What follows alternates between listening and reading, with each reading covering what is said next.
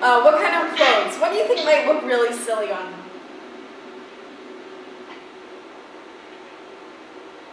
Belt with spikes on it. Okay, clothes with spikes on it. Yeah, that would look pretty stupid compared, combined with the walk and the spikes. Okay. And maybe he, because he doesn't have any clothes with spikes, he, puts spikes on himself. That looks silly. Okay. Or maybe he forces his parents to buy him really expensive clothes with spikes. Who knows? Okay, so we could have a few things happen.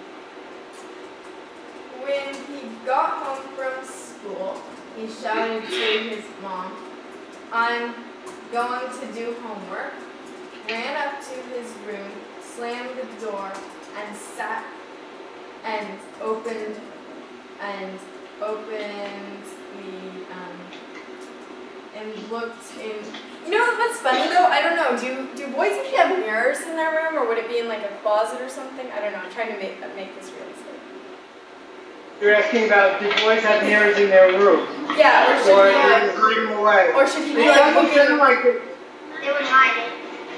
No, they would Yeah, it sounds like they're hidden away if at all.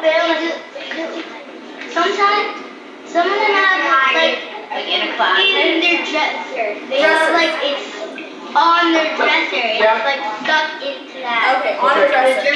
So maybe he has a mirror on his dresser and he's going to start practicing the walk and peered over the dresser at his mirror.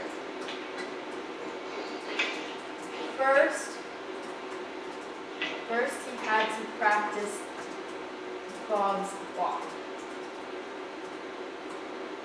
It was definitely a cool walk.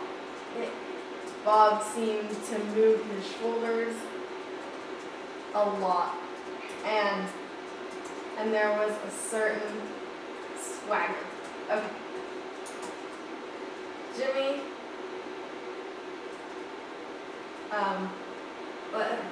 squared his shoulders, that's the word, and started walking back and forth,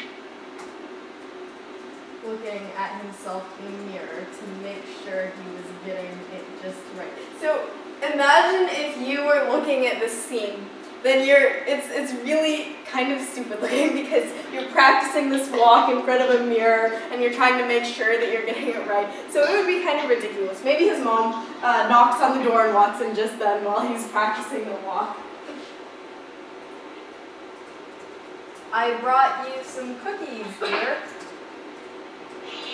Jimmy's mom said from the other side of the door, opening it. Jimmy immediately jumped away from the mirror and sat down. "Huh?" he said, trying to plaster an innocent expression on his face. "Cookies," she said, and with so a smile. And handed him the plate.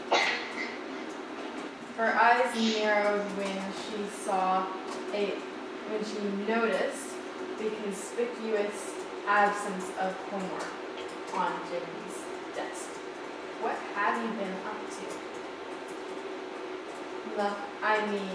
Homework," Jimmy amended quickly. "Anyway, I'm going to be distracted easily, so he hinted." His mom raised her eyebrows, but left them here. Okay, so I'm thinking that we don't have too much time left and we should probably get to questions and answers, but I'm quickly going to read what we have so far. And then I'll take a few questions. So I'm going to really quickly read this so we can see what we have.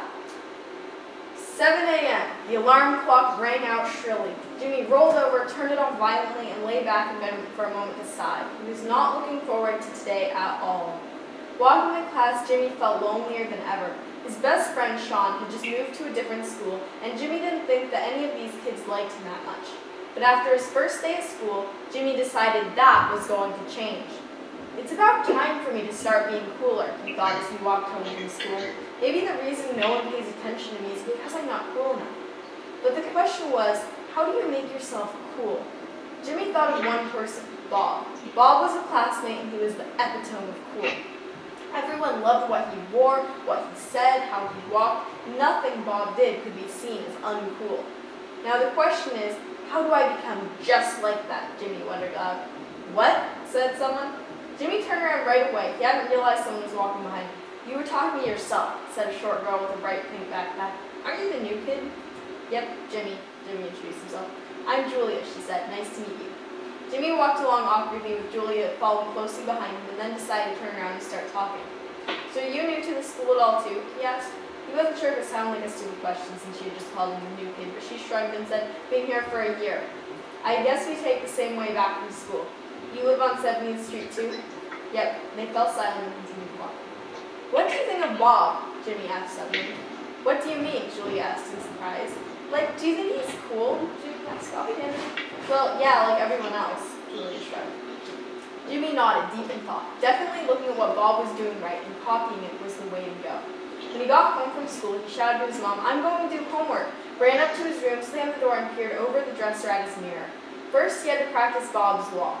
It was definitely a cool walk. Bob seemed to move his shoulders a lot, and there was a certain swagger. Jimmy squared his shoulders and started walking back and forth, looking at himself in the mirror to make sure he was getting it just right. I brought you some cookies, dear, Jimmy's mom said from the other side of the door, opening it.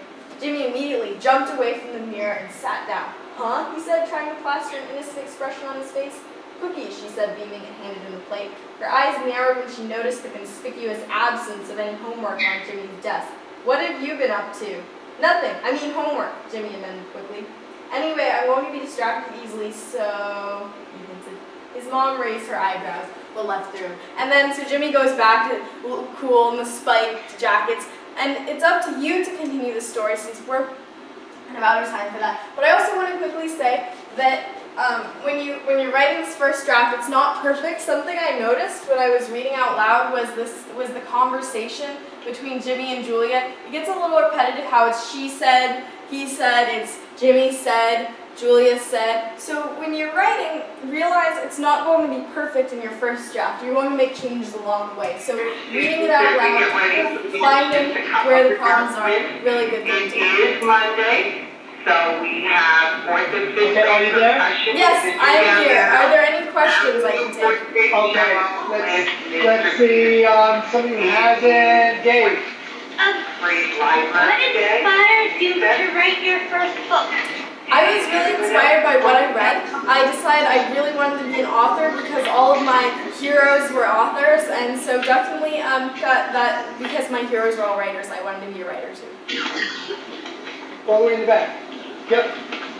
How many books did you make? I've written 2 books so far, Flying Fingers and Dancing Fingers. So Flying Fingers is short stories, Dancing Fingers is the poems, and I have a 3rd book on the way called Yarn in Disguise, which is a novel. More. Do you have any free time? I do have free time, although I definitely have a busy life, but definitely when winter break comes up, I'm going to be relaxing. So yeah, I do have free time. Joshua, go ahead. What was your favorite book you read? Favorite book I've read? Oh, I love a lot of books. Some of my favorite books from when I was about your age, probably Chronicles of Narnia, Harry Potter, I love the Redwall series. And then also some of my favorite books from now, The Book Thief by Marcus Zusak, All Quiet on the Western Front, and I have a lot of others, but mostly, yeah, those 4 books are definitely some of the classics I like. Oh, and The Tale of Two Cities. I read a lot of classics. You can probably tell. A few more if we can. Simon? How do your friends treat you? Oh, how do my friends treat me? Because I like publish books and stuff. Actually, it's kind of funny. A lot of people, like when I was in my cooking class, for instance, last year, then I was sitting with a bunch of other people, and they had no idea I published a book and everything, but we were good friends, we talked and everything, and then when they found out that I published a book, it really wasn't that much difference. And then my friends that I've known for a really long time, who a lot of them are doing equally amazing things. I have friends who are in the robotics club and who are also writers and have published books even, so I'm extremely lucky to have great friends. Okay, one last one, and somebody who has not, Harrison. What's your favorite type of genre? I have so many favorite genres, probably historical fiction and fantasy the most though. I love those. And so, quickly to review what we've learned so far, remember the ingredients of stories. We have our setting, character, plot. Make sure there's a conflict in that plot. And remember as you're writing that you can always make changes, revise it as you go, and that a first draft is never perfect, but don't limit yourself. Make sure to get all the ideas out and have fun with your writing. So I hope that you've enjoyed and learned some things about writing, and I hope that you go home and you maybe continue the story on. And I really want to hear more about Jimmy and the spiked clothes. I think that'll be fun. Thanks so much, guys. Well, thank you. Bye-bye, Dora. Thank you. Bye. I'll talk to you tomorrow, Dora. Hand's going to fall off.